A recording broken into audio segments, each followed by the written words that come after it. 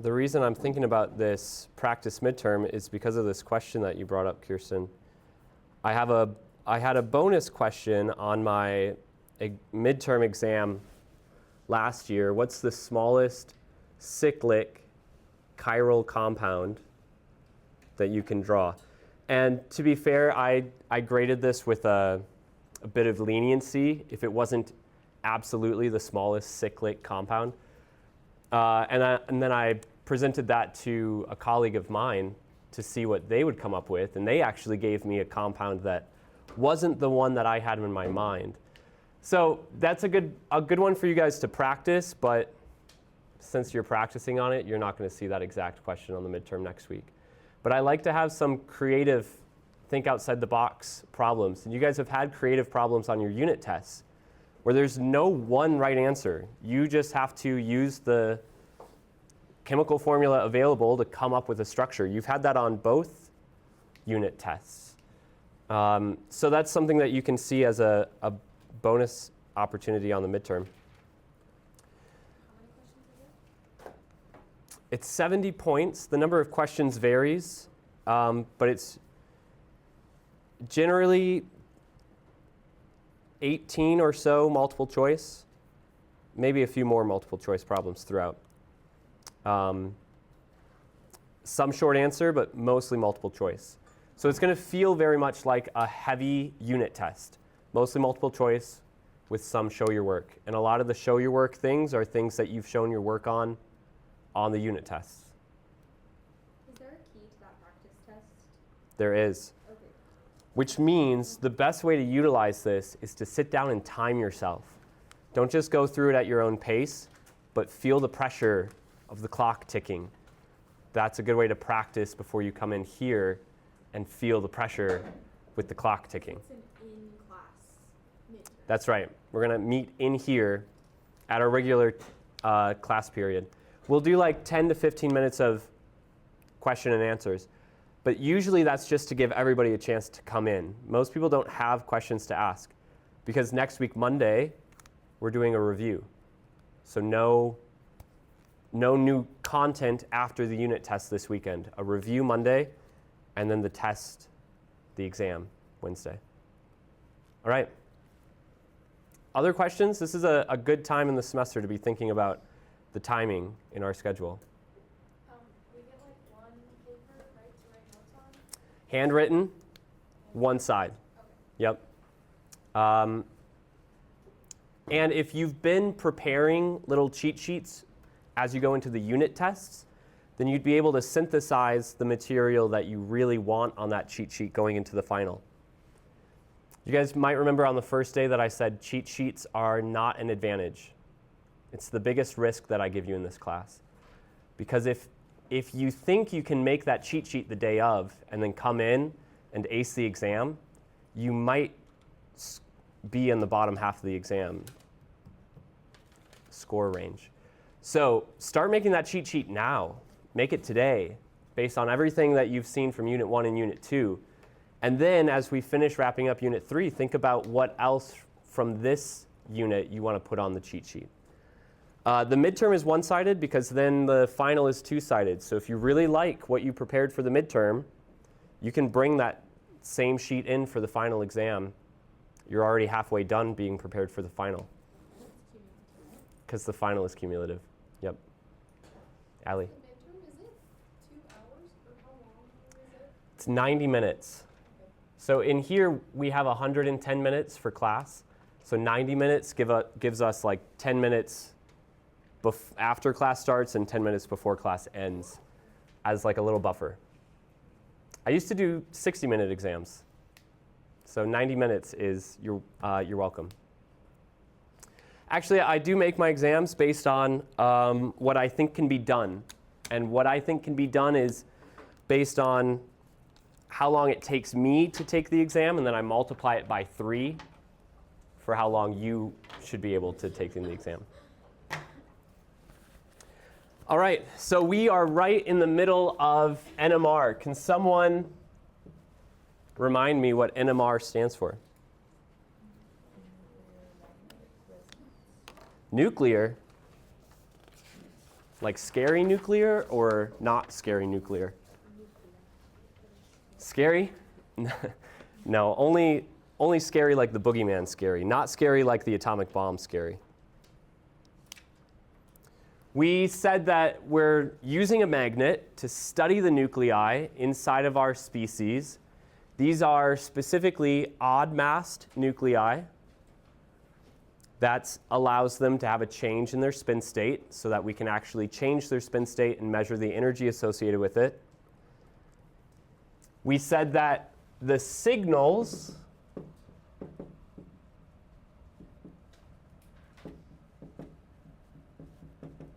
come from sets of hydrogens. And I say hydrogens because that's what we're focusing on, but really sets of nuclei.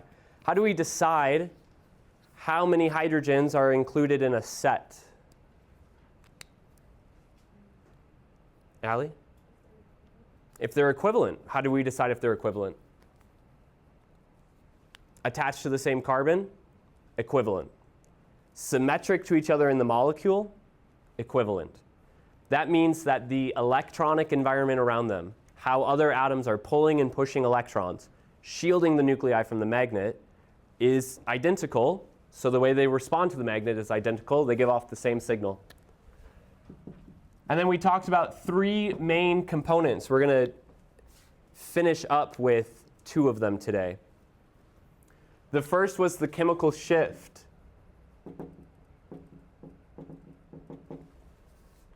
Anybody want to share how the chemical shift can be thought of, how it can be interpreted? Like the position, it tells you like what environment the H will be in. Good. Chemical shift is literally the name for the x-axis. And the signal's chemical shift changes depending on its environment. If it's close to a heteroatom, its signal shifts to the left to higher frequency. If it's near things that are not very electronegative, its signal stays to the right. We have a reference compound that every time is used to map out 0 ppm. And then we reference everything relative to that. You have a correlation table to help you with identifying those chemical environments, right? And I want to point out two functional groups, two functional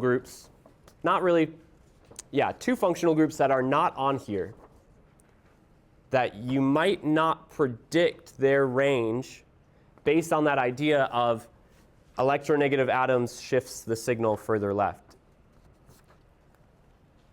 The hydrogens from alcohols and amines. Did we talk about this last week?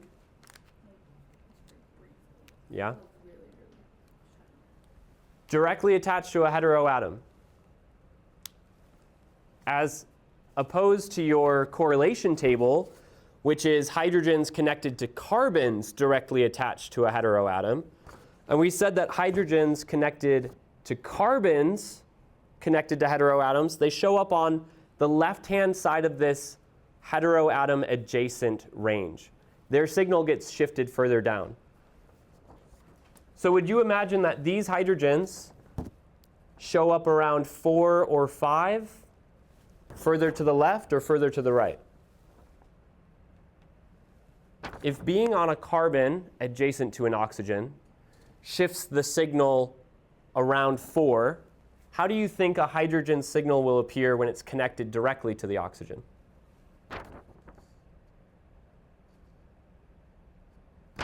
Same area, further to the left, further to the right. You'd think further to the left because it's being de-shielded by that electronegative atom. So it's interacting with the magnet more and it's shifting to the left. Look, there is another OH group, but that's not an alcohol, right? That group is carboxylic acid. The carboxylic acid shows up very far to the left, to the furthest to the left. So why wouldn't the alcohols? The range for these is actually closer to 0.5 to 5 ppm. Not further left than something that is attached to a carbon adjacent to a heteroatom. It's an outlier. The reason that I don't have it on here is because that is such a broad range. These signals show up so far to the right because of the strong hydrogen bonding that they can do. Yes, they get de-shielded because the oxygen pulls electrons away from hydrogen. But then they get re-shielded because a neighboring molecule hydrogen bonds with the hydrogen, donating electron density back to the hydrogen, shielding it again.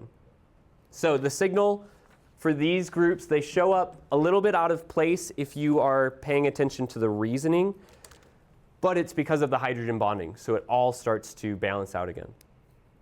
Okay, our second component, integration. How should this be thought of?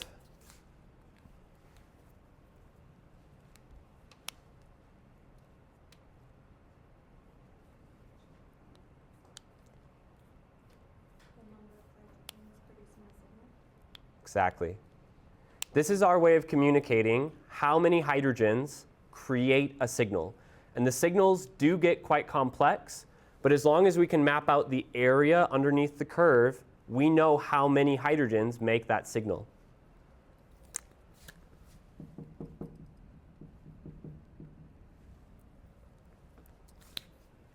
Can you give us an example of that? Like what that would look like in a problem? Yes. First, can you tell me, can I just predict the integration by looking at how tall the signal is? Why not? It's relative. The height is relative, and the signals also have some width to them. So when we measure the area, we have to pay attention to not just the height, but also the width. So last week I gave that example of two signals, one that was very tall and narrow, one that was very short and broad, and how those can have the same amount of area, meaning they're produced by the same number of hydrogens. I can't just look at the height and predict how many hydrogens make that signal. Integration is not a piece of data that you will ever need to try and guess. It's a piece of data that I'll give you. So on your worksheets, I've indicated what that integration looks like by just writing the number of hydrogens that produce that signal, followed by H. Tells us how many hydrogens. Here's how I want us to try and apply this. Going back up to the other compounds that we have spectra for, I want us to label how many hydrogens should be there at each signal. I want us to label the integration. Now, I do want you to remember that this is a computer software taking data and calculating a curve. And so it doesn't have anything to set it relative to. A lot of times we set the integrations relative to each other. But if there's only one signal, like I've labeled all of these three spectra that have just one signal, I've labeled them with their correct number of hydrogens, but the computer doesn't know that. The computer wouldn't know to set those to 1, 2, 6, or 18. That's something that we can determine ourselves if I know what the compound is. So these are all very challenging to actually know. I would have to give that to you. But let's go back up to well, actually, I haven't given a lot. Let's go back up to 135, trimethylbenzene, underneath equivalent sets right in the middle. This has only two signals. It's got a signal around 2 and a signal around 7. Can we predict the integrations for these two signals? Take 30 seconds. Think about what you know about the chemical shift and what you know about the structure, and see if you can assign an integration to the two signals.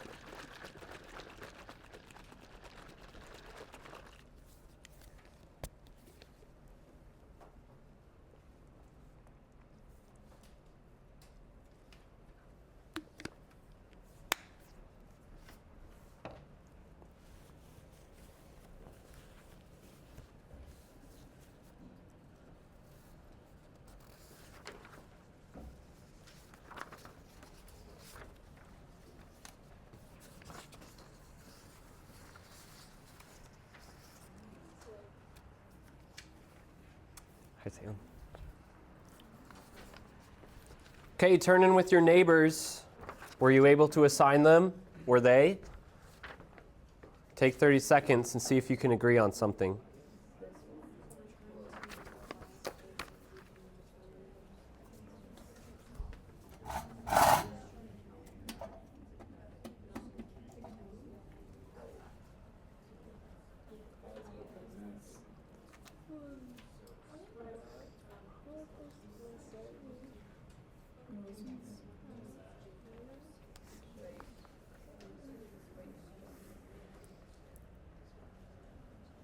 Did you make a guess, Lean? Did you make a guess? In this compound, what hydrogens make this signal at 2? Is it the hydrogens connected to the methyl groups, or is it the hydrogens connected to the ring?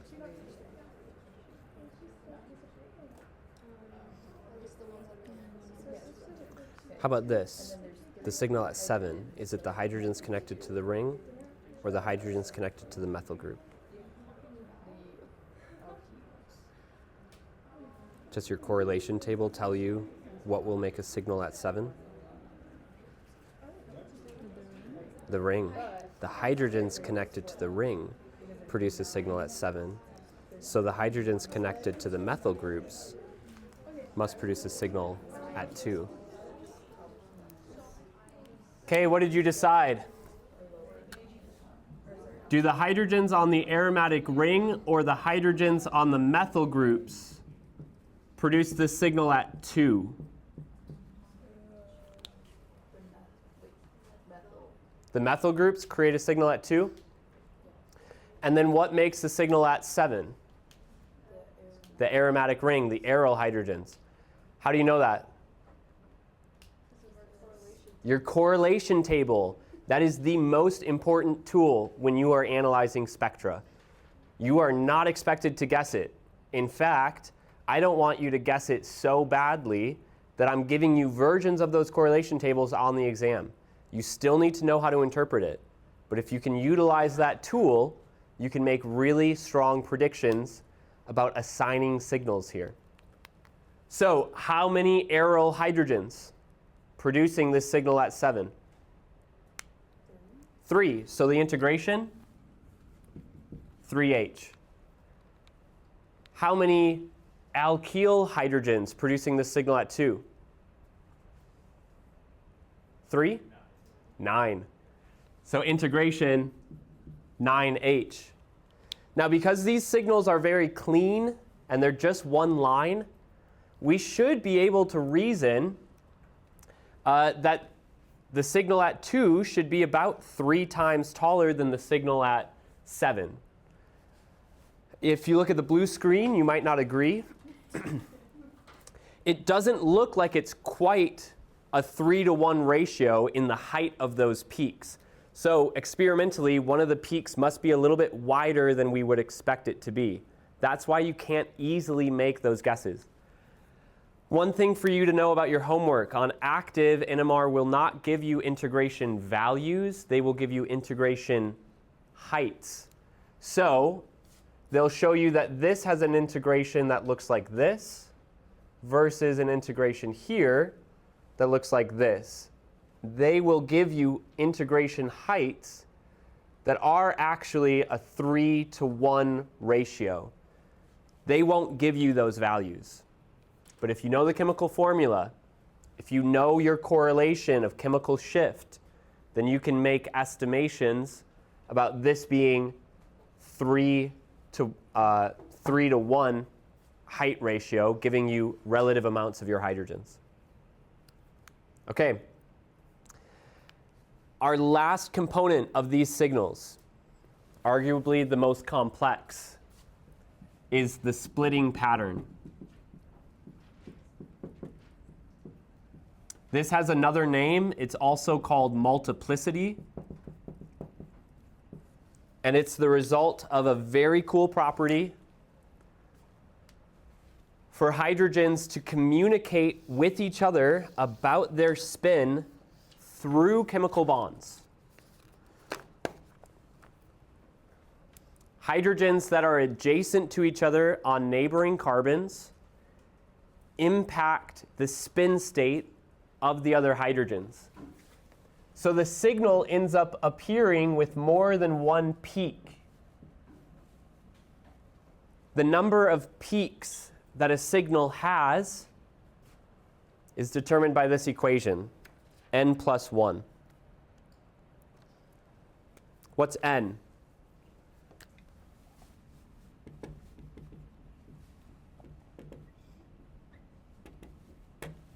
These are what we call the neighboring hydrogens. When looking at an equivalent set,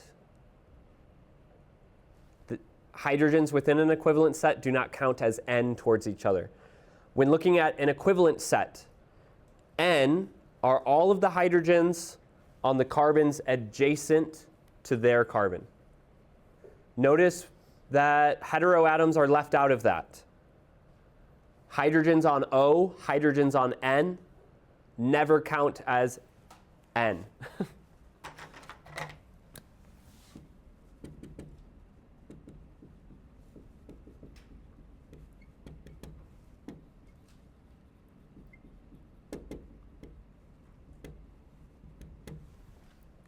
And they aren't affected in this way either. This communication about spin states is allowed through carbon-carbon bond, but they're not allowed through carbon-oxygen and carbon-nitrogen bond. So for a hydrogen that has no neighbors, its spin state is unaffected by the spin state of other hydrogens. The signal comes out with just one peak, and we call it a singlet. As we increase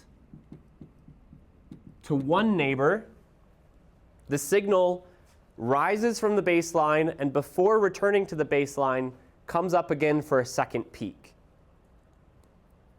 We call it a doublet. How many peaks for a signal of hydrogens with two neighbors? 3. But what do you think those 3 peaks take the shape of? Are they all equivalent height? Are any one of them taller than the others? Remember that these peaks are different frequencies telling us different energy states of that nucleus. So we're actually looking at probabilities of different possible spin state characteristics. And this will follow Pascal's triangle. The most probable will be the one in the middle. That will have the highest intensity. So for n equals 2, we see a signal with 3 peaks, a triplet, but those peaks on the exterior are shorter. Peaks on the interior are taller. This goes on forever. The last one that I'll show you is when we have 3 neighbors and we have 4 peaks, a quartet.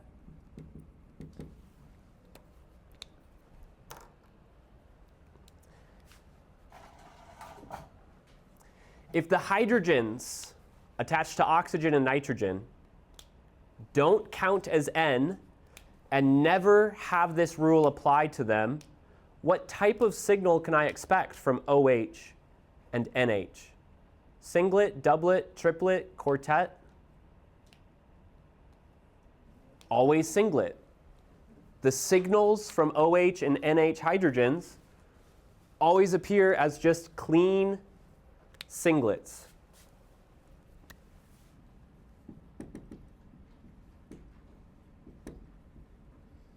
Can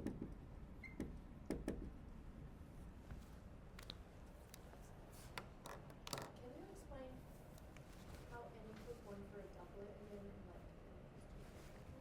and then So the number of peaks that I'll see on my signal, for instance, here's a signal, ethyl acetate, around 4. How many peaks on that signal? 4 peaks. It's one signal. It has 4 peaks. If I have 4 peaks, that means that I'm adding 1 to the number of hydrogens connected to it. or sorry, 1 to the number of neighbors connected to it. So how many neighbors for the signal producing a quartet? 3 neighbors. There's another complexity to this. So the second exception to this rule, and that is vinylic hydrogens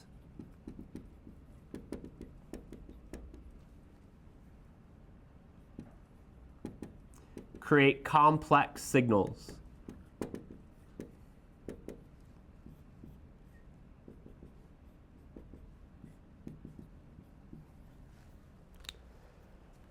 We said earlier that a unique set of hydrogens can be classified anytime we see 2 hydrogens or more connected to the same carbon.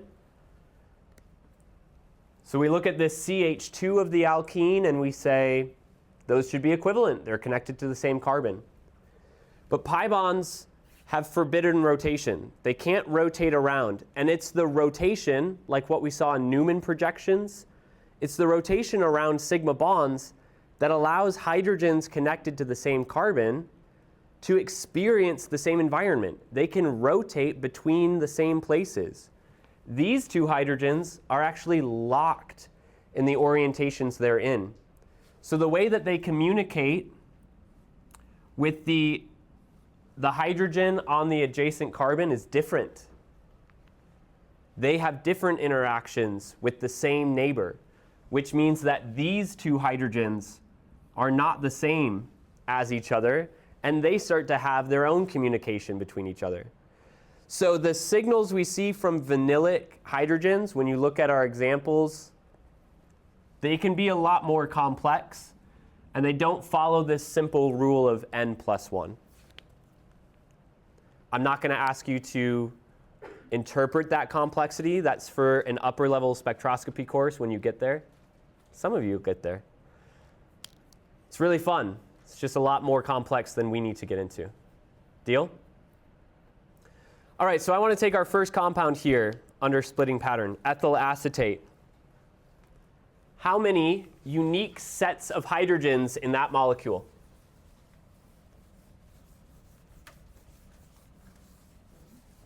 Three unique sets. And how many signals? Ethyl acetate. Did I hear 6? 6 signals on ethyl acetate? There's one just past 1 ppm, one at 2 ppm, and one at 4 ppm. How many signals? How many sets of hydrogens? Remember that that is where the signals come from. The sets of hydrogens produce their signals. What is the splitting pattern for the signal at 4 ppm?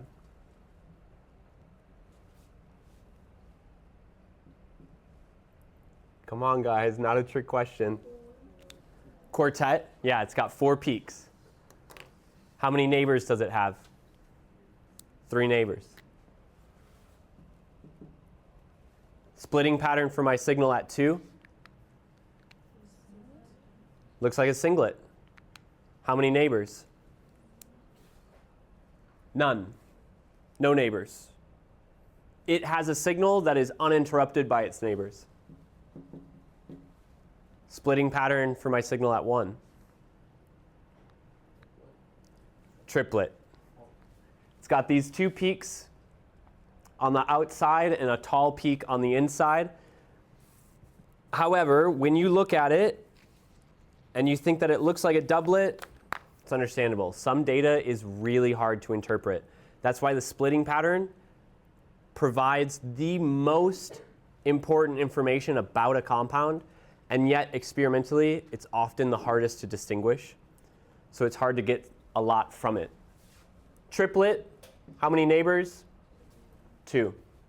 All right, now let's look at our structure for ethyl acetate. Can you find a signal where it has, can you find a set of hydrogens that have no neighbors? Gabby? No? No neighboring hydrogens. The CH3 on the left. 3 hydrogens here, connected to a carbon with how many hydrogens? 0.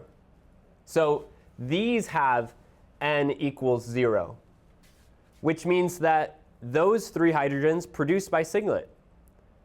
What is the integration of my singlet at 2 ppm? 3H.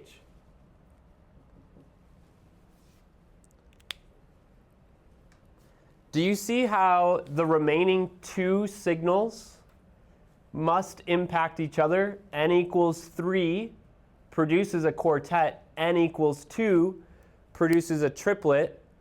Where are those 2 neighbors? There must be 2 hydrogens splitting this signal. Where is their signal? There must be 3 hydrogens splitting this signal. Where is the signal for those 3 neighbors? All of the information feeds back into itself.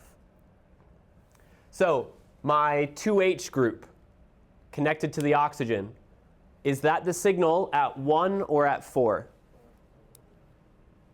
How do you know? Because it has 3 neighbors. How else do you know?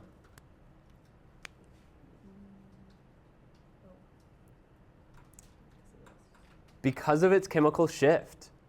The CH2 is not in the same environment as the CH3. The CH2 is closer to an electronegative atom, so the CH2's signal is shifted further left. The CH3 is further from an electronegative atom, so its signal is shifted further to the right. 2 neighbors, CH3, integration, 3H. 2 neighbors, integration, 2H. Let me ask you this.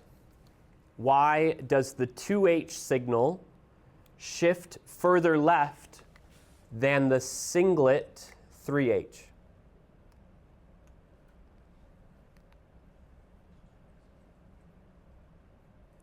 The CH2 is directly adjacent to an O. The CH3 is adjacent to a carbonyl, carbon. It's further from an electronegative atom.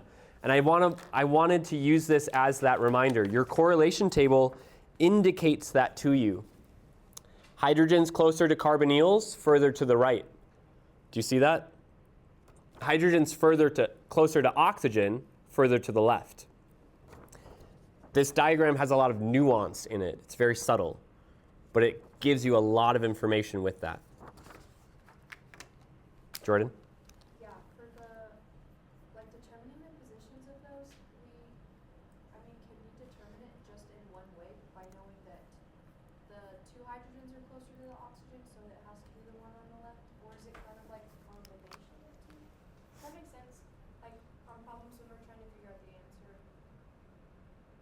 Can you say it again? Yeah, so you have CH3 and then CH2 and then oxygen. The CH2 is closer to the oxygen. Yeah. So is that like?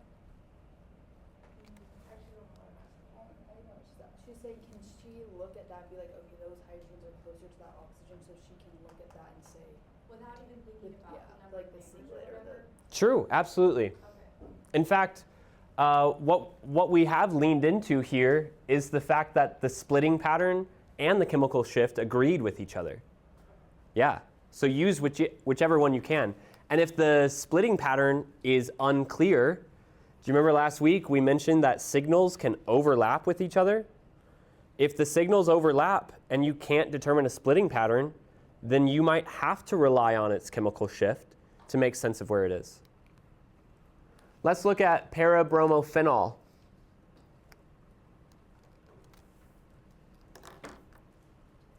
Can we assign locations and can we assign integrations? Down around 7 to 8 ppm, I have these 2 doublets. And then around 5, I've got a singlet. Why am I getting doublets in my aromatic region? How do I know that's the aromatic region? Correlation table. Why do I get doublets in my aromatic region? Britton? Good. Parabromophenol has a plane of symmetry that runs through the oxygen and the bromine, which means hydrogens on one side of the ring are symmetric to the hydrogens on the other side of the ring. But it does not have a plane of symmetry perpendicular to that. So each of the two hydrogens on each side of the ring are unique. Those close to bromine have one neighbor, N equals 1, doublet. Those close to the oxygen have one neighbor, N equals 1, doublet. Now it's not up to us to decide which one is showing up further to the left, which one is further to the right. That's a little bit more complex than we need to do. But we do know that these both integrate to 2H. And a lot of times you'll be given aromatic regions that integrate the whole thing as one. Because regardless of how many signals there are, they often overlap. So we could say the entire aromatic region integrates to 4H. Well, the aromatic ring has 6 positions. So if I only have 4 hydrogens off of those 6 positions, I must have 2 other groups. And if I'm getting really clean doublet and doublet, those 2 groups must be opposite each other. What's the integration of my last signal? It's a singlet. What's its integration? 0? It has 0 neighbors. Yeah, right? But its integration, how many hydrogens are producing that signal? 1. How do you know it's 1? There's only one other hydrogen in the molecule. Where is it? That alcohol. Good. Wait, can we go back? So you were saying that those two, the doublets, you don't have to know which one is which. Correct. Okay. You see that we're comparing a hydrogen close to a bromine versus a hydrogen close to an oxygen. There is math to help you predict that. That's for an upper level spectroscopy course. For our class, identify that it is aromatic region. All right, I want you guys to take 1 methoxypropane. I want you to do what we've been doing here. I want you to take the signals that you see, identify as much as you can about them. Can you identify their splitting pattern or the number of neighbors that they have? And then can you assign their integrations after you figure out which hydrogens must belong where? I'm going to come around to answer your questions while you assign integrations to these signals. Do you have another copy of music? Oh, yeah. Do you know what? I probably gave you half of my master copy. Which means somebody else has the other half. Well, I wrote on it, so. That's okay. Do you want it? Yeah.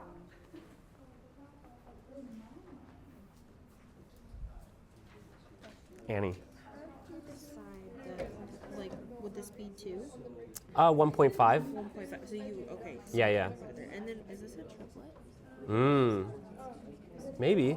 I would consider that a triplet. Because it's very tiny. It's very tiny triplet, right? Like that's a triplet. triplet. And that makes sense in terms of Pascal's triangle with the ratio of the heights. But this seems odd, right? Yeah, that doesn't, yeah. So singlet? I don't like that. Well, here's a question for you. Then it also looks like there's one right here next to it. That is actually just the data processing. It's got like pixelation. Okay. Here's a question for you. How many signals are you expecting? One. In the whole molecule, you're expecting 1 signal? For the whole molecule, how many signals do you expect? Signals? Oh, signals. How many signals? Singles. A few. 3. 4? 4? 4. How many signals do you Because see? 4 sets of hydrogen. No. How many signals do you Oh, see? signals to see? 3. 3. Trouble, right? I am expecting 4, but I'm seeing 3. So is this overlapping one maybe? So it would be 2 singlets. I would say it's probably, well, you can figure it out based on what you have available to you in the structure. Okay. I think you'll be able to get there. I was just listening in because I'm questioning why. Yeah. So there are 3 signals. Yeah. But the question is that I have is that broken up, and it's something? What do you think is the easiest to predict? The easiest to assign? Well, if you're assigning things, that one has 0 neighbors, so Mhm. there's no singlet. Yeah. So these 3 would be these ones, but that doesn't necessarily. So that would be like those 2. This would be closest, so this would be that, and that would be a little bit further away, but it also still only has 2 neighbors. Wait, no, but there's more. There's these. Yeah, right. So that would be this. Right. And then that would be 2. Yeah. Okay, so why though? So And these why does? must be overlapping. Okay. Because if I'm not seeing them separate from each other, and I know they're both next to the oxygen, so they should So both be further that down. line is also that. Mm-hmm. Ah. This would show up as It would singlet, just, doublet, yeah, It triplet. would just be a singlet, And this would show up as, triplet. so if they overlapped, then it might just look like a triplet with a really tall singlet in the middle. So then all of those hydrogens are included in that total. If you integrated it, you'd get them all. Yeah. Is it a singlet on a triplet? Yeah. Okay. Okay. I was like, hold on. Camilla, do you agree with that? A singlet on a triplet. Yeah, because that would be this group right here, Mm-hmm. and then this group right here. Which two? So this one would be the No. single. No? Chemical No. shift. This one's a single. Good. This one's a single. And It's more to the left because it's closer to the. The oxygen, yeah. So the triplet on it would be chemical shift. Use the chemical shift. Yeah. Because of its proximity to the oxygen. would this CH3 be a singlet? It would. But there's no singlet in the structure, is there? In the spectrum. Overlapped? Yeah. A singlet overlapped with. Okay, these two CH3s on the ends, Mhm. they're different from each other? Very different from each other. Because they're bonding to different things. Yeah, one's bonded to an oxygen directly, one's bonded to a CH2, bonded to a CH2, bonded to an oxygen. No symmetry between them at all, right? Oh yeah, I forgot about that. And then chemical shift says something bonded right next to an oxygen, their hydrogens should shift left. Oops, sorry. My left is not your left. So this one would be, the integration would be 5. Yeah, Because, so you can like pick this apart and that can be like the singlet and then the doublet. And they overlap because of the oxygen being yeah, between them. yeah. They overlap just because their chemical shifts are too similar to each other. So you wouldn't even be able to read this unless you already knew the structure of this. It would be very confusing. When you took the integrations, you would get 3 to 2 to 5, and you'd have to reason, how do I get 5H? I can't get 5H from just one place. I'd have to get 5H from 2 places overlapping, a 2 and a 3. And they are like overlapping just because they're both directly bonded to that oxygen. Yeah. Like there's not enough like difference between. And that their happens a lot. environment. That 2 signals, despite being very different from each other, give the same signal, the same chemical shift. Wait, so what's the N number? Is it 2? Well, you'd have to describe both of them. This has an N number of 0, but this has an N number of 2. So there are 2 signals overlapping. One is a singlet, 2 plus 0 one is a still triplet. 2, which fits this. Well, yes and So no. like overall, Sure. But if it was offset a little bit and it looked like 4 peaks, it's just because the singlet overlaps right in the middle of the triplet. That's the only reason it still looks like 3. Natalie, how do you feel? Yeah? Do you reason out your groups? We tried to. We attempted. We attempted to. reason. I feel like we got the right groups making the signal, but I feel like our N equal, like the adjacent hydrogens are off. So you're saying this signal down here integrates to 4H. Yeah. The only way I could get 4H is if these two signals overlapped. Yeah. But these two sets of hydrogens are in quite different chemical environments. One of those CH2s is attached to an oxygen, so its signal should show up around 4 to 5. The other CH2 is bonded just to carbons, so its signal should show up 1 to 2. So these two, CH2s. I was thinking those were symmetric. Oh, no. CH2s, But you see how one has an oxygen yeah. on one So side if and one this does was a not? Carbon, Totally. If this was a pentane chain, then I mean it would be symmetric down the middle.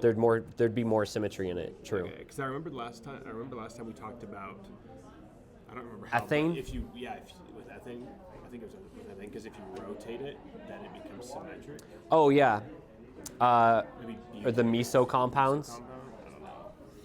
You're right though, but this carbon chain Okay. doesn't have any of that symmetry. Okay.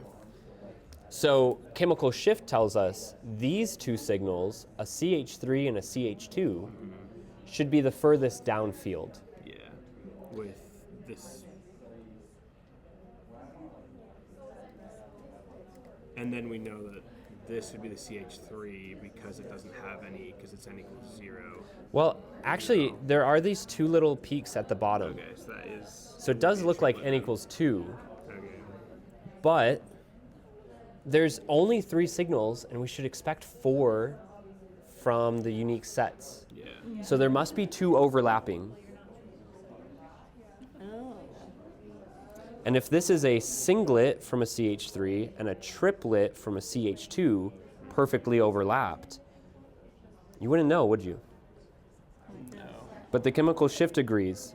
The chemical shift of these two agree with the other 2 positions. We'll get the answer up in a little bit. What do you guys feel? I am going to rewatch your lecture because I missed important things. Oh yeah. So I am trying to learn it. Yeah, I feel very lost.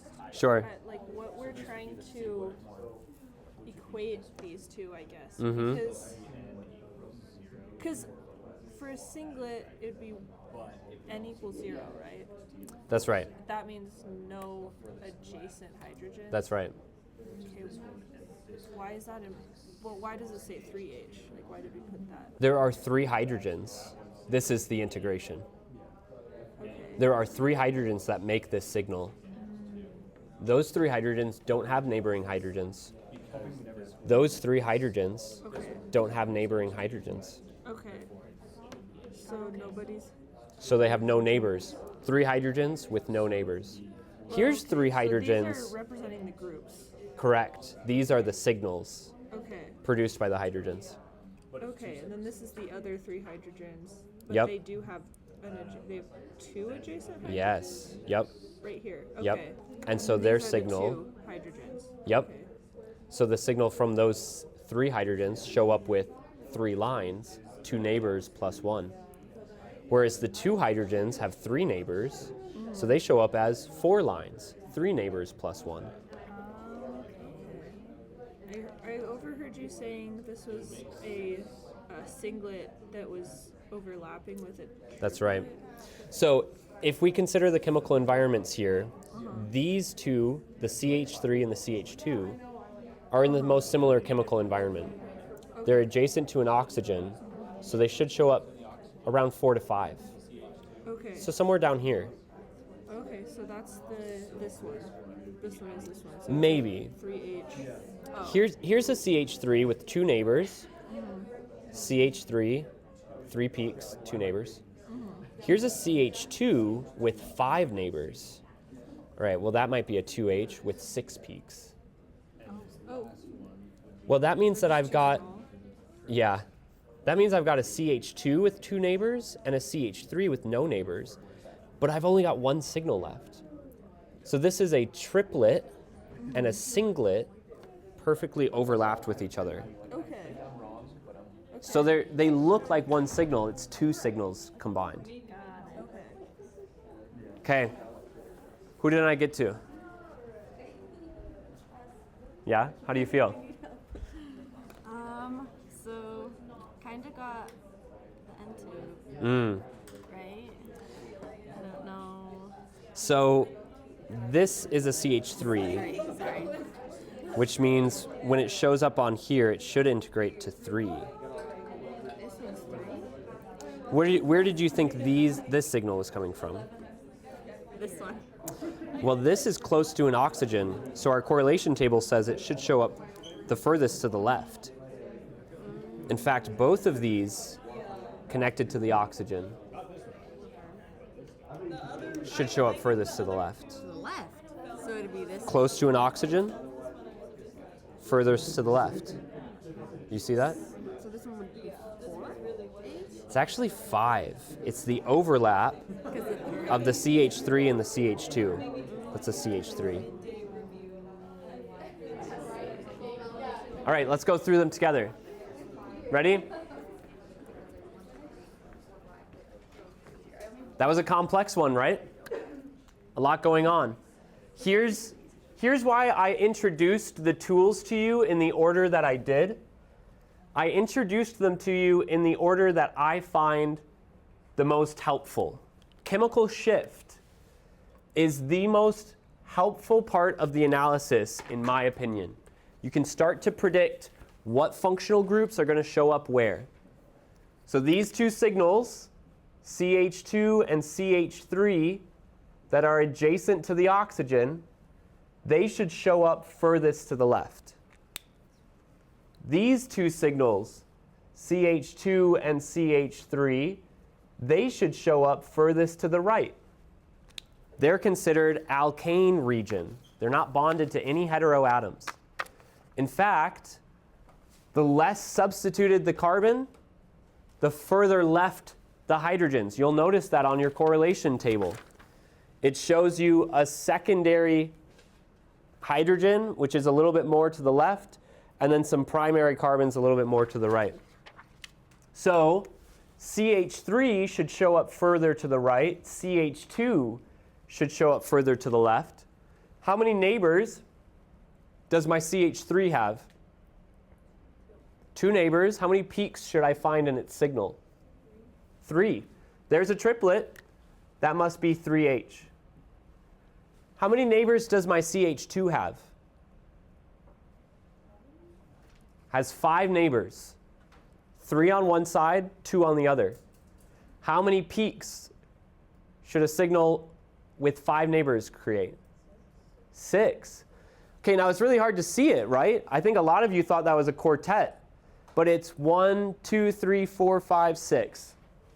6 peaks, which is why it looks so flat and spread out. It's been split up into so many peaks.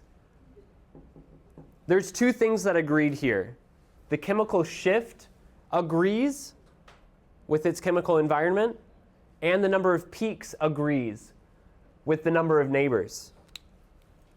Now I have 1 signal left, and I have 2 sets of hydrogens to assign. How many neighbors for my green CH2? So I should expect what type of signal? A triplet. I see a triplet, but it's a weird triplet. I got a really tall middle peak. How many neighbors for my CH3? So a singlet is what I should expect. All I see is a triplet. The only thing that we can reason here is that this is a triplet overlapped with a singlet, and that if I integrate this, the whole thing comes out to 5H. How can I get an integration of 5H? A CH3 is pretty easy to get from 3H. A CH2 is easy to get from 2H. How can I get a signal that integrates to 5H? It must be this combination, this overlap of a 3H and a 2H signal. Or the overlap of a 1H and a 4H signal, where a 4H signal is actually just two symmetric CH2s. Okay, that one got fun. The remaining problems on here are meant to be easier for us, where we're going to just use these skills to assign some signals. So assign all of the signals in cholesterol, please. Just kidding. You see the challenge, right? All of those overlapping signals. There's a lot of unique sets of hydrogens in cholesterol, but they all have very similar chemical shifts. So instead, what we can do is pinpoint specific signals that we know that we can assign. Do you see any functional groups or specific hydrogens that might be easy to locate based on their chemical shift in cholesterol?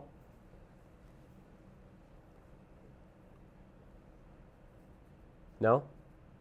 They're just all alkane? What's that one? Thanks, Jordan. That one. Okay, the OH should be easy, although the OH has a range of 0.5 to 5. And most of these show up from 0.5 to 2.5. So it might be challenging to figure out where the OH is. Any others? I can hear people talking, but I can't hear them. What's it called? Vanillic. What's vanillic? What does your correlation table say vanillic is? Connected to a carbon-carbon double bond. There we go. Cholesterol's got a vanillic hydrogen, 1. Where's my vanillic range? 4.5 to 6.5? Nice, I've got 1 signal in there. So if we're going to label this, let's circle this hydrogen at on the alkene, label it as A, and then label A down here. What's the integration of signal A? 1H. I've got 1 vanillic hydrogen, 1 signal in the vanillic range. That must integrate to 1H. There's one other signal I hope you can predict based on its chemical shift.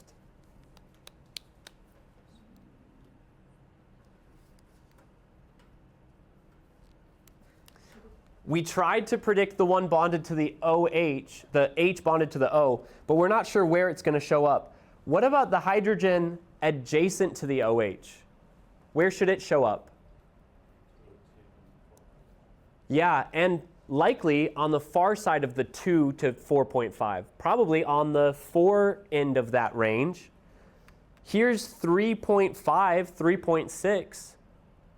So we'll label signal B, and we'll circle the hydrogen at this secondary alcohol carbon. Adjacent to a heteroatom, shifts the signal, shifts the signal further left. What's the integration of that signal at 3.5? 1H. Okay, the only other thing we might be able to get out of this are some of these methyl groups. Because I have a lot of signals on the far right-hand side of my spectrum, and I've got a lot of tall peaks, so these are likely the highest integration. Methyl group, symmetric to each other, 6H, with how many neighbors? No. Neighbors? 1 neighbor. That CH is acting as a 1 neighbor. So I should have a signal of 6H that shows up with a splitting pattern of a doublet. Well, it's really hard to make out whether I have doublets here or not. But I know that this signal on the right is not a doublet. That's a singlet. So I know that this is not 6H. Here's another methyl group. How many neighbors there? Also 1 neighbor. So that would also be a doublet. So that methyl group also doesn't agree with here. So I've actually got two methyl groups attached to quaternary carbons. Quaternary means no hydrogens attached, no neighbors. So I should be able to expect one of those two is producing this signal on the far right. Probably not both. Determining which one is producing it is a lot harder to do. I just wanted to show you guys some of that reasoning. Let's do a similar process with this methyl vinyl ether. Can you tell me the integration of the signal at 3.1?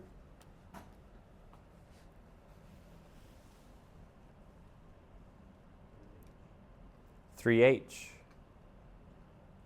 It's the tallest signal, so it's probably produced by the most hydrogens. It says it's functional group adjacent. Well, that's what this CH3 is. How about this signal at 6.5? What's the integration? Ju? It's vinylic. That's its type. I've got 3 vinylic hydrogens. How many of them show up at 6.5? 2 of them? Don't look at the splitting pattern. That splitting pattern actually just looks like a box, right? Because remember, vinylic hydrogens give complex splitting patterns. What is its integration? How many hydrogens give this? Just 1? Which would say that these must be produced by the other 2. How would we decide whether the 2 hydrogens on the far end or the 1 hydrogen close to the oxygen shows up further left or further right? How far it is from that atom. It's that compounding effect. All 3 of those hydrogens are vinylic, but one of them is vinylic and adjacent to an oxygen. That compounding effect shifts its signal even further left. All right, guys, let's take a break. I need you guys to get your blood flowing, so get up, move around, and we'll work through one of these problems before we move into mass spec to round out our lecture today. Let's take 5 minutes and be back here at 6:12.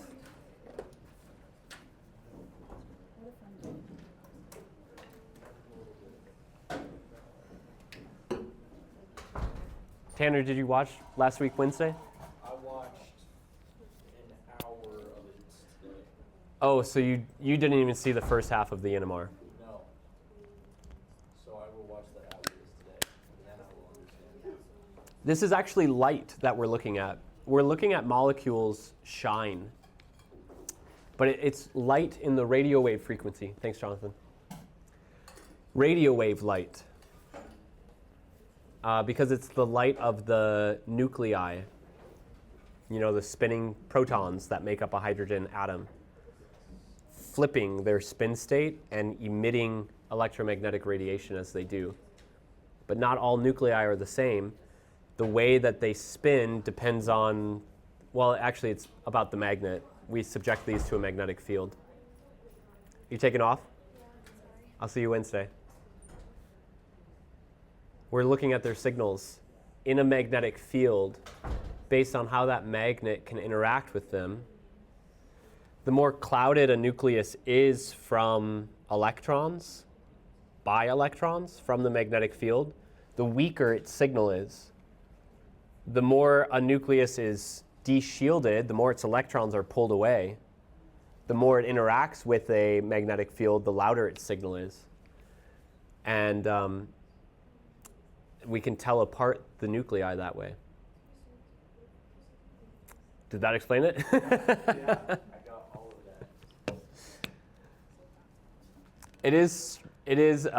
that. There's a learning curve to it. But it's just learning how to interpret these little lines. Did you have a lot of people come Wednesday? No. It was snowed into my driveway. Oh, is that why people didn't come Wednesday? Yeah, everyone else was just You emailed me. I guess I was wondering. Wednesday was a small class attendance, but sometimes that just happens. I actually blamed it on the holiday. I thought maybe people just want a day off. But then, someone, since my driveway was snowed in, someone parked in front of my driveway. I was trying to call a tow truck, but Oh no. they were no help.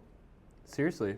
No, they're like, we don't do that. We don't do that. I called the cops too, like the non-emergency line. They're Yeah. like, nothing we can do about it. I'm like, they're parked in front of my driveway, which is also in front of a fire hydrant. Yeah. You should call the fire department then. Really? Maybe. And said, there's a car parked in front of the fire hydrant. I'm going to set my house on fire. You're going to have to come move that car at some point, so. I mean, Nike, yeah. I should do that.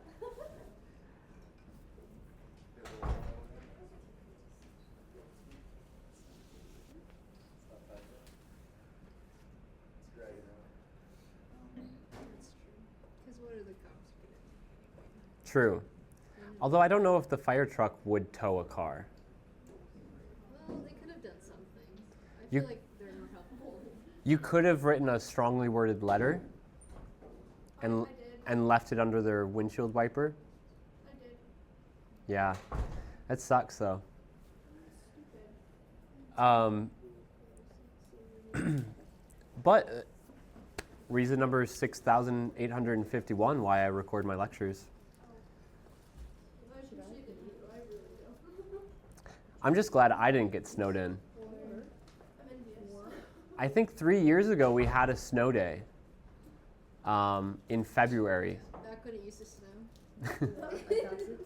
But they like made us go online for class. They didn't cancel classes. They just said meet online. So I recorded a Zoom lecture that day, and it was awful. Nobody had their cameras on. It was like back to the pandemic. No one had their cameras on. I'm talking to my like PowerPoint presentation. I can't see anything anyways. You need like Should've been like, I was trying to get the camera on. I can't even require people to come to class. You can? I mean like personally I can't. Oh. No, you can just show up to their house and be like, hey, you weren't at lecture today. Yeah. how would you know where they live? Oh yeah. I think that'd be another problem. Okay. Mom, you know. There's one thing I meant to say back in this area where I was saying there's some exceptions to the multiplicity. OH, NH, they never split. Vanillic hydrogens, they split weirder than you'd expect. There's one more exception, and that is this functional group. Who remembers that group?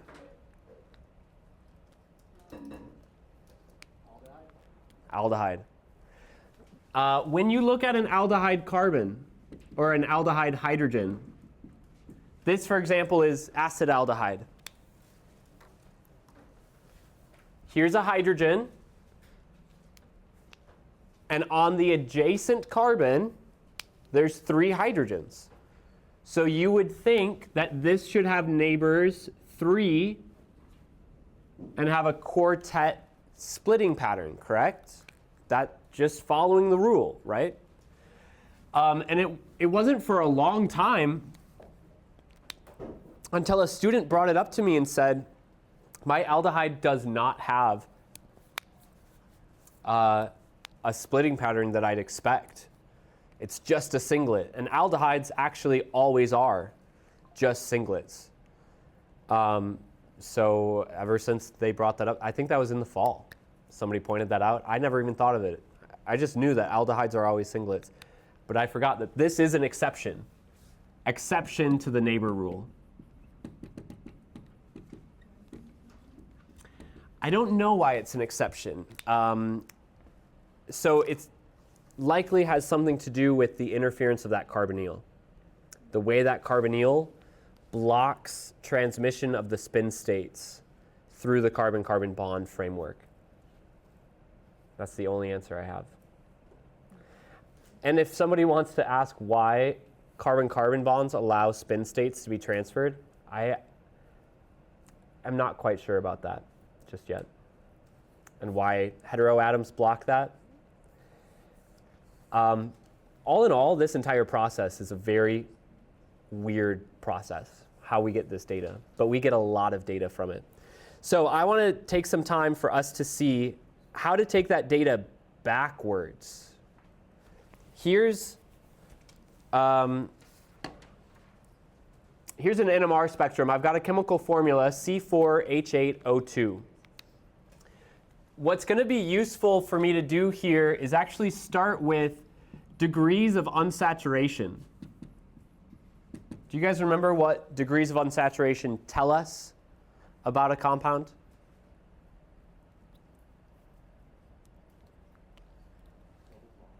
Pi bonds, not just double, but could be triple. Triple bond has 2 degrees. Pi bonds and rings. It doesn't tell us which it has, but degrees of unsaturation tells us it could be pi bonds or rings. And then we follow the 2 chicken rule. So that's 2 times the number of carbon minus the number of hydrogen. You know what? I'm going to write out chicken.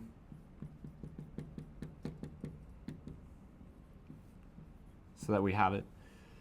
Minus the number of hydrogens, minus the number of halogens, plus the number of nitrogens, plus 2 divided by 2. So that's 8 minus 8 plus 2 divided by 2. This chemical formula has 1 degree of unsaturation. That's useful because now I know there's either a pi bond or a ring in this structure. And if I'm going to try and derive its structure from its NMR spectrum, I'd want to know whether there's a pi bond or a ring.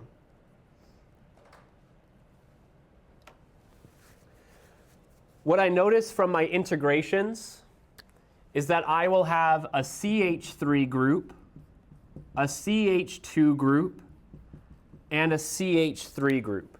I'm getting that just from the integration values that I have. My first CH3 has no neighbors. How do I find that?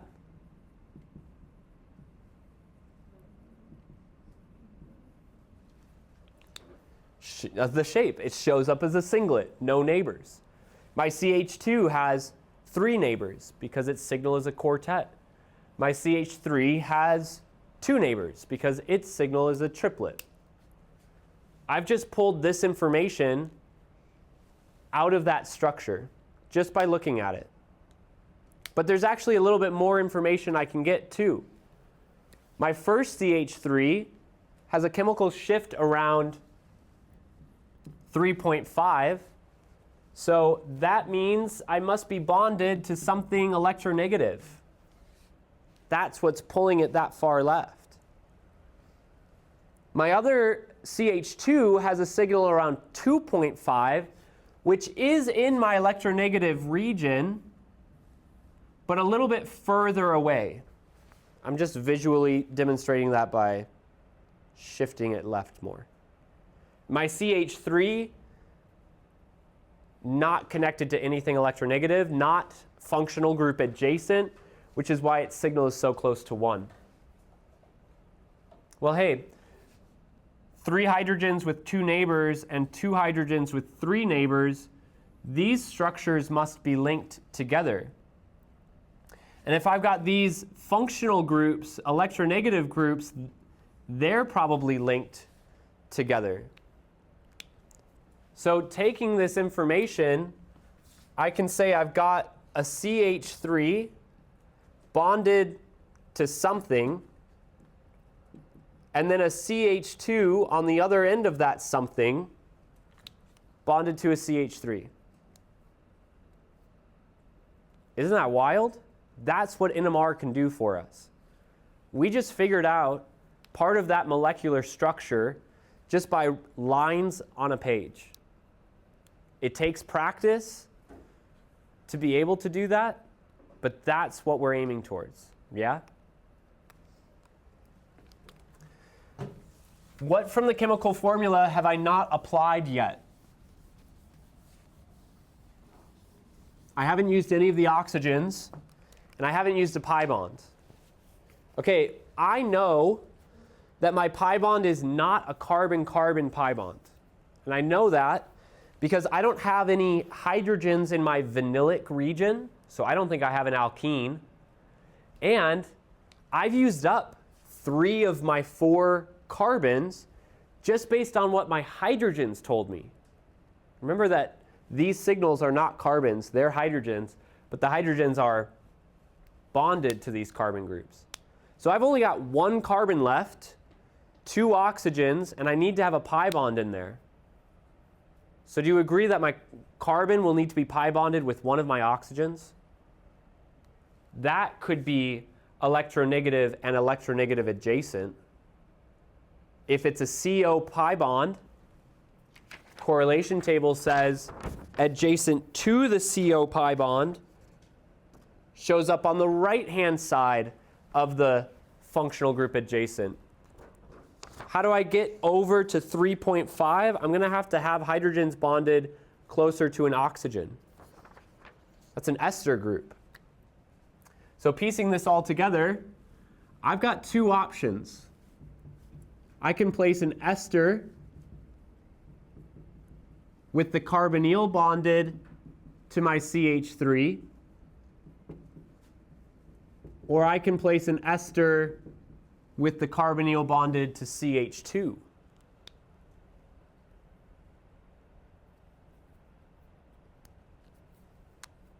But it can only be one. Which one is reasonable? This one? Why?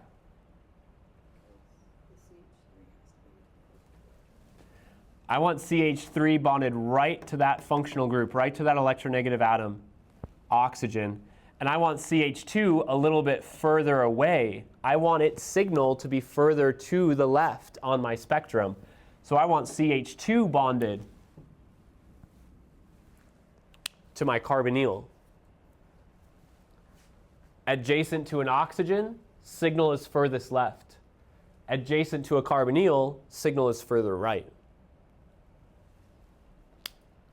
Now that's a guess, it's a good guess, and it's an accurate guess. But it is a guess.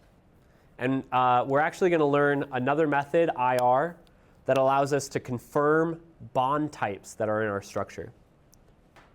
Okay, how about this one? Can you derive the structure of C2HCl3?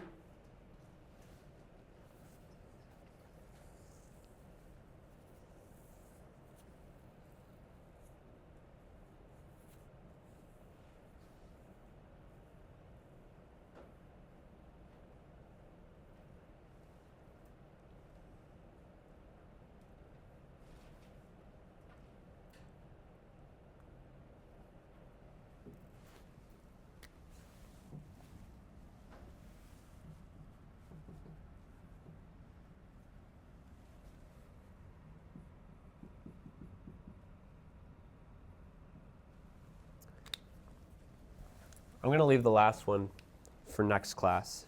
I want you guys to take the last one home and work on it. And if you want the answer, you'll have to ask me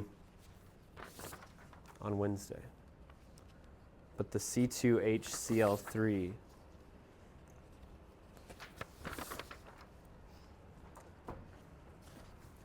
what should you do first?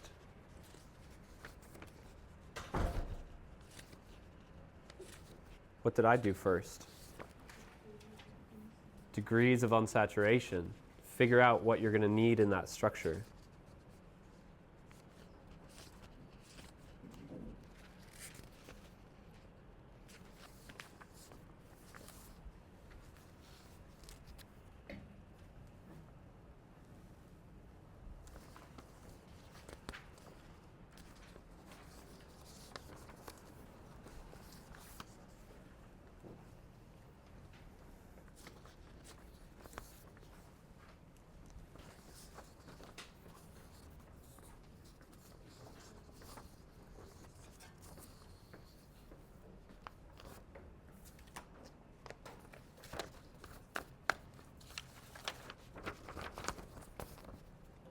Find a structure, Jordan?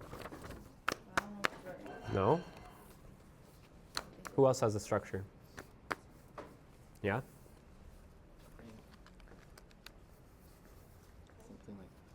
Yeah? Oh, sorry.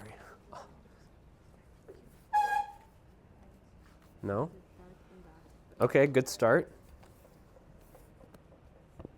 Where are you at, Kirsten? I have found that there's no degrees of unsaturation. Are you doing the same one as us? That one? Oh, yeah? No, then I think you did your calculation wrong. Because it's carbons. There's 2 carbons. Yep. There's So 1 hydrogen. 4, 3. And then there's 3 halogens. Yeah. And So then that's there's 4. No. Yep, Minus 4 1 is minus 3. Minus 3. Minus 3 is 0.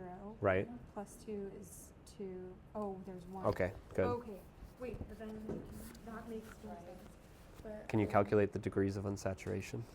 Yeah, I'm trying to figure it out. But Use that box in red. Use that equation. can it be used, like, does it matter how many bonds there are? Or should it just be 1 pi, so it's just 1 pi bond? Or a Is that ring. same? Yeah. Or a ring. But we don't know. Yeah, you can't do a ring with 2 carbons. No, you can't.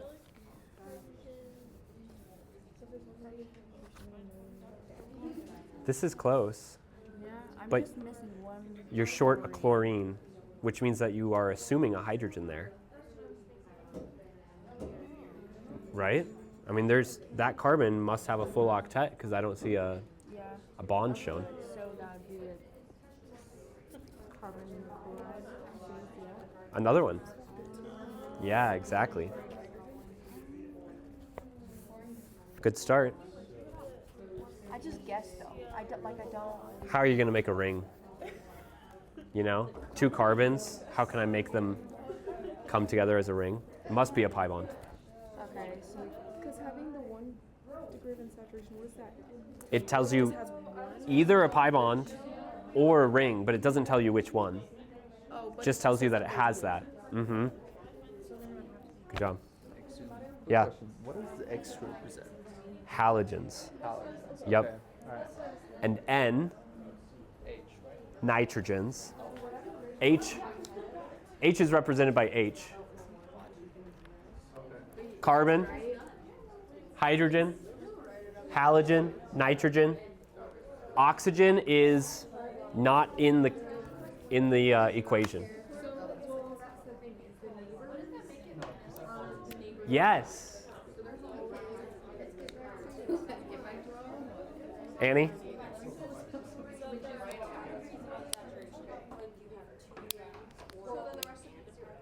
Or 2 pi bonds.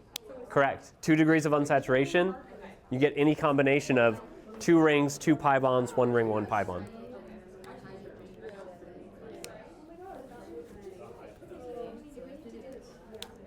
All right, guys. When you look at the signal, what does it look like the signal is telling you about the functional group?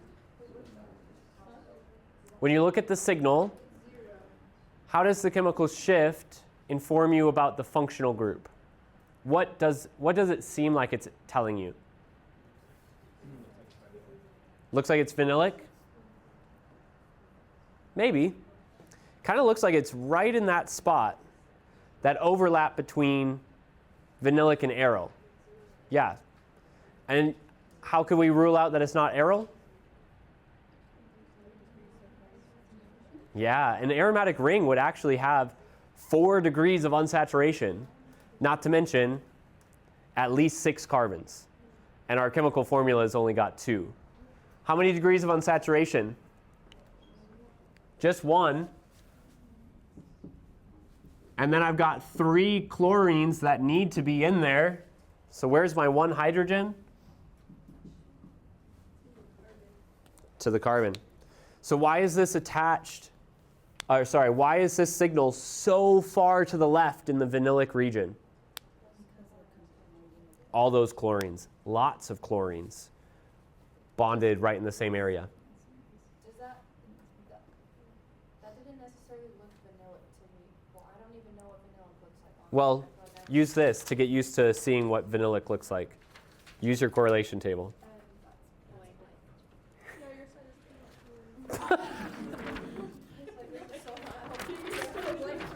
Get used to that.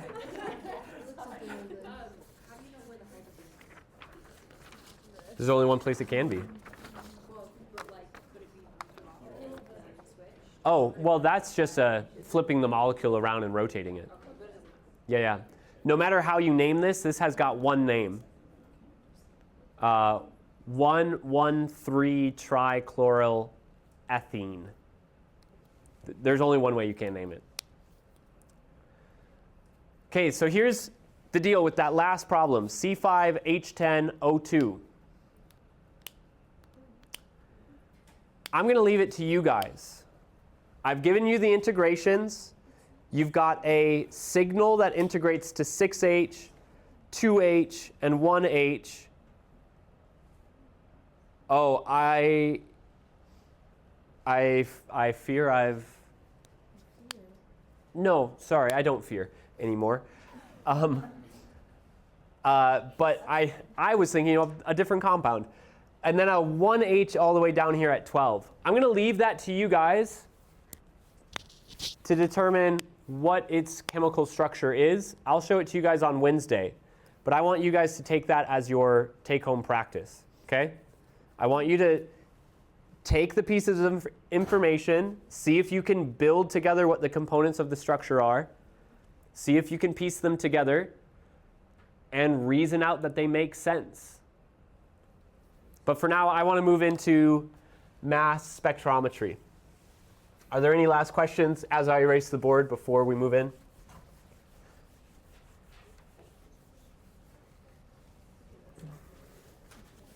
Great. Mass spectrometry, we will abbreviate as mass spec.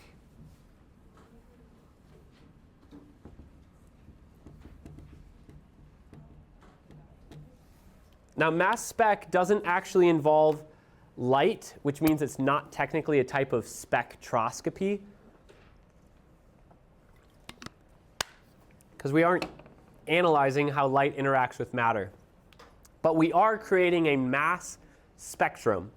So this is a useful tool in determining what a compound is made up from. First, I want to give you a little bit of how the instrument works. And this is really like broad overview. It's not very specific in a true instrument, but it's a good way to envision it. We have a mass spectrometer just across the hall in the OChem 1 lab. And we have a little sample input. Now we put in a small number of molecules, like 500 million. We put in a small number of molecules, and those molecules, do you agree that that's a small number? 500 million? Like, how many moles is that? It's like 1 times 10 to the negative 12th moles. So it's a picomole. That's a small number of molecules. Okay? It's not funny, Kirsten. It's a small number. I agree with you. A good sample size, but a small number of molecules. This is like under vacuum. 500 million molecules is like no pressure at all. We take an electron beam, and we shoot that electron beam at those molecules as they're flying by. And by electron beam, I want you to think like a BB gun shooting electrons out. It's like a laser beam, but it's electrons. And as those electrons run into the molecules, they collide into other electrons and transfer the energy to those electrons, making an electron become lost from the structure. What's left over after an electron is lost? A positive charge and a radical.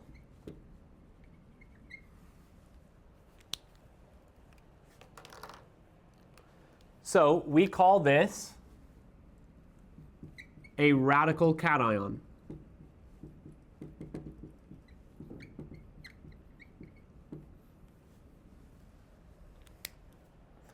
Does it make sense to you that a radical cation would form when one electron is picked off of a molecule? That electron on the molecule must have had an electron pair. So we're leaving behind its partner, a radical. But also when you pull out a negative charge, you create a hole. There's now an imbalance in favor of protons. So there's an overall positive charge left on the structure. Sometimes these radicals and these cations, they actually make the molecule fall apart. We say that the molecule fragments. If the electron that was lost came from a covalent bond, that bond is no longer held together. So now I get two fragments, one that has lost both electrons and is just a cation, and one that has lost just one electron and holds on to the radical. So in this area, we start to see fragmentation happen. Not all fragments of a molecule are the same size. Some fragments have a longer carbon chain and they're way heavier. Some fragments have a shorter carbon chain. They weigh less. So around here, we start to apply a magnetic field. And that magnetic field will pull our fragments out of this horizontal direction and towards a detector that is 90 degrees from it. The reason that this is important, if that magnet is pulling on something that is very light, then it can pull it really far. But if that magnet is pulling on something really heavy, it can't pull it very far. This is like trying to lasso a chicken and pull it out of the path that it was going versus lassoing a bull and pulling it out of the path that it was going. If you take a very light massed particle, it will hit the detector on one end. But if you have a very heavy particle, it's hard to deter its path, and it hits on the other end. So in this way, we can actually tell our detector, if you hear something on this side, that weighs a very small mass. If you hear something on this side, that has a very heavy mass. And by creating these fine-tuned divisions in our detector, we can actually get the mass of our fragments. Real instruments are a little bit more complicated. Sometimes they'll have a shifting magnetic field and just one detector, and by the strength of the field, they'll figure out the mass of the particle. So I want to ask you this.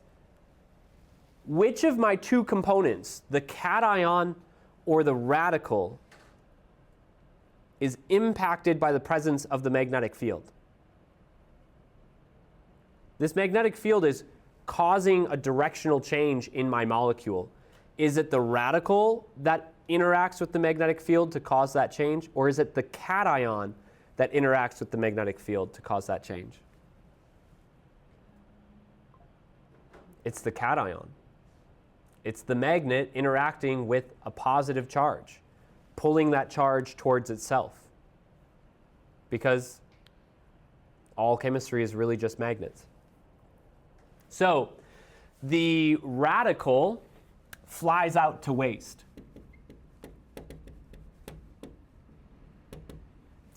And the cation gets hit at the detector.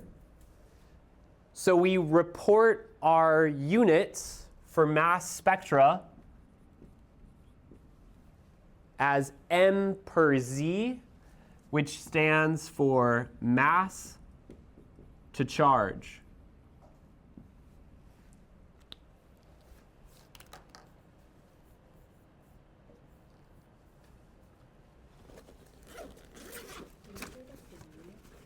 Did I say what?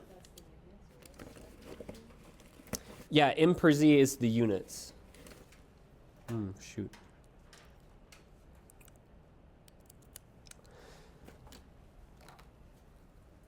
All right. How many molecules are we doing this to, by the way?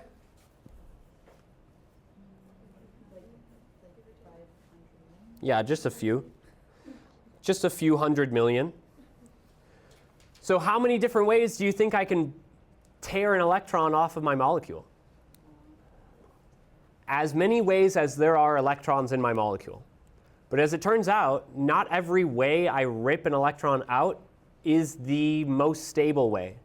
And remember that electrons aren't even particles, they're waves, so it makes more sense that I could rip out the highest energy particle or the wave that is at the highest energy already. So there's a lot of different ways that we can do this. Here I've given you, for example, that there's this signal on the right-hand side, and there are at least 3 different ways that you can make that signal on the right-hand side. At least 3 different ways. That's not the only 3. But these are 3 ways that I could rip away an electron and create this signal. And then I've got a few other signals that I've highlighted, and you'll notice there's a lot of lines I haven't highlighted.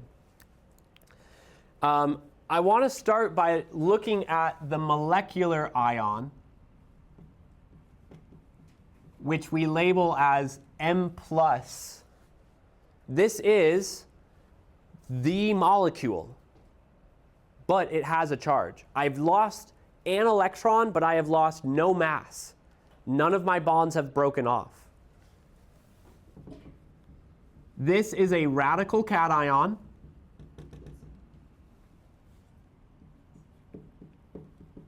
Equal to the mass of the molecule.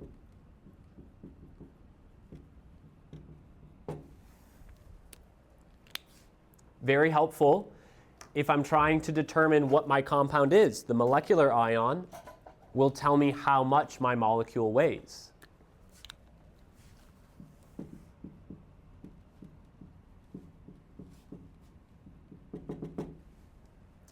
I want to go through this first example to butanone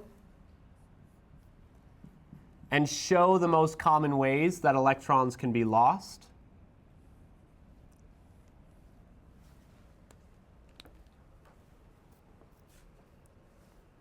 One of the most common ways, if there are lone pairs on the molecule, then a lone pair electron is lost. Well, my oxygen has 2 lone pairs. Doesn't matter which lone pair I pick an electron off of, I just need to lose one of those electrons. So I'll say that I'll pick off the electron on the top right. That leaves me a lone pair on the left, a hole on the right, and a radical. You'll notice that this is the top structure I drew for you. And remember that we can assume lone pairs, but we cannot assume radicals. We have to show that radical electron. Look at that. I took a electron beam, and I kicked off one of those electrons. I left a hole in its place, and I formed a radical. Now my molecule is charged. And as it gets put into the magnetic field, it gets pulled towards the detector. And because it maintained its entire mass, this is the heaviest thing that will hit the detector, the molecular ion. Okay, another way I can do this, I can lose a pi electron. I've got 2 pi electrons. I've got 1 pi bond, 2 pi electrons. So when I pull out one of the electrons from the pi bond, I'm left with 1 pi electron remaining and a hole. My pi bond, my double bond, has gone down to a single bond.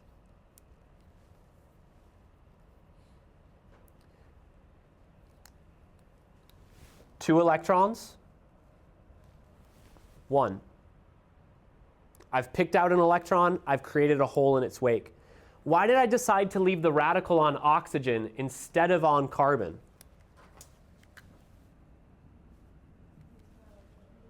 Yeah, oxygen is more electronegative, so if one of the atoms will keep the electron, it's oxygen. And you know what? These two forms are actually resonance forms of each other. On top, I see the relationship to the bottom as the bottom giving a lone pair to share with carbon and reform that positive charge. Octets are broken everywhere, though. Oxygen has a broken octet. Carbon has a broken octet. So really the best answer here is carbon having the positive charge. Charge stabilization, most appropriate placement. But two different structures, two different ways to form it. Loss of a lone pair, loss of a pi electron. Okay, the last way that I can form my molecular ion is if I lose a sigma electron. This is the least common and the least stable, but I think we'll agree that there are more sigma electrons than anything else. Notice how I went from having a carbon-carbon single bond. I still have a carbon-carbon single bond. But it's a 1 electron carbon-carbon single bond as opposed to your normal 2 electron single bond. How do you convey a 1 electron covalent bond? No one ever taught you how. So this is how. You just draw the 1 electron in between the 2 carbons. You can't draw a line, right? Because a line means how many electrons? 2. And I just pulled one of them out. So I can't draw that line anymore. There's still a bond. It's just a 1 electron covalent bond. If it makes you uncomfortable, don't worry. It makes the samples uncomfortable as well. Here's how I was planning on using this worksheet. I want you guys, and I guess we'll pick up here on Wednesday. I want you guys in the remaining 3 minutes to draw molecular ions for benzoic acid and cyclohexane. That's all you have to do. Predict a plausible. It doesn't have to be accurate because there is more than one. Sorry, it doesn't have to be a specific one. It does have to be accurate. There's more than one way to draw a molecular ion. I want you to draw at least one molecular ion plausible for benzoic acid and cyclohexane. If you can get benzoic acid, you're good to go. And we can pick up with cyclohexane next week.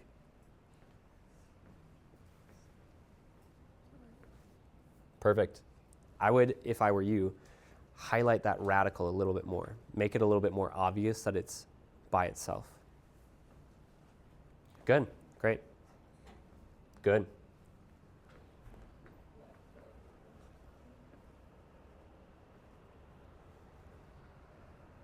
Oh, Jordan, are you done on benzoic acid? Because I don't see a cation. Which method do you want to pick? Let's go with the second one. Okay. How many pi bonds do you have? 2. Just 1. Sorry. 4. 4. Oh, I think you're right, Yeah? 4. In the ring. Yeah, you're right. So now pick one of them. You've got 4 to pick from. I'll go with this one. Good. It looks like the one I gave you, right? Yeah. Now take that pi bond, which is 2 electrons, and remove one of them. Okay. Remove one of the electrons. Show the one that remains, and show the hole that's created by the other. Good. Good. We could remove this one and that one, and then how do we show that? Positive on the carbon, Okay. radical on the oxygen. Good? Okay, I think it's not time. You have 50 seconds remaining. Good. Yeah. And Good. it would be all the way on the Good. right because Good. it maintains the mass. Right? Is that Yeah. So that signal, is this one here? that's right, at How 122. do we go about predicting We'll talk about that Okay. with daughter ions. Okay. Good, good, great. Take care, Jew. Bye, Selena. Thank you so much. You're welcome. If you want me to check yours, I'm happy to check yours. Otherwise, you're free to go, and I'll see you on Wednesday. Thank you, John. Take care, Tanner. Is this right? Good. With the rest of the structure. Yeah. Do you want to come and check? I can come and check yours. You're welcome. Have a good night.